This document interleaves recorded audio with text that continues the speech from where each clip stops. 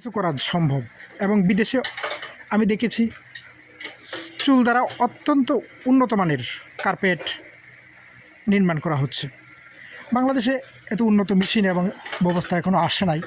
তো আমার এই ভাইয়েরা যারা এখানে মেশিন বসিয়েছে, এই সমস্ত প্লাস্টিক আবর্জনা কাটিং এবং ওয়াশিং করে তারা এগুলো ঢাকা সাপ্লাই করে। আসলে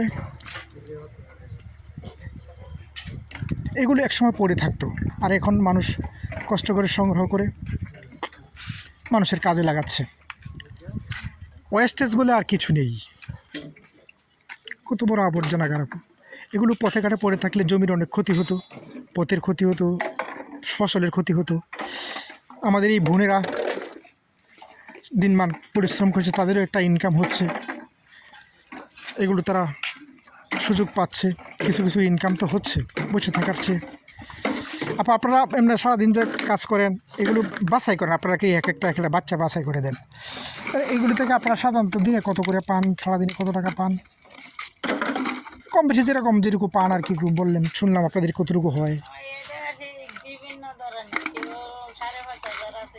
মাসে আর কি, মাস শেষে না? আচ্ছা আচ্ছা, মাস শেষে যায় বেতন পান না।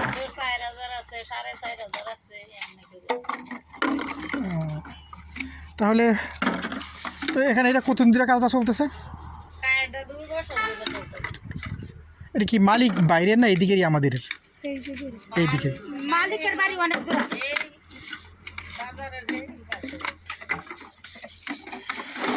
আচ্ছা, আপনারা কাজ করেন দেখে গেলাম। আপনাদের এই ছবিটা ইন্টারনেটে গেলে আপনাদের কোনো আপত্তি নাই তো? এটা তো চাইবই, আমি তো কন্টেন্ট রাইটার, এগুলো দিই তো বিদেশে মানুষের জন্য, দেশে বিদেশে এগুলো না মানুষকে আমাদের দেশের যে দেখানো আর কি। আমরা আরেকটা আছে কারণ। আচ্ছা, ওই দিকে না কাছে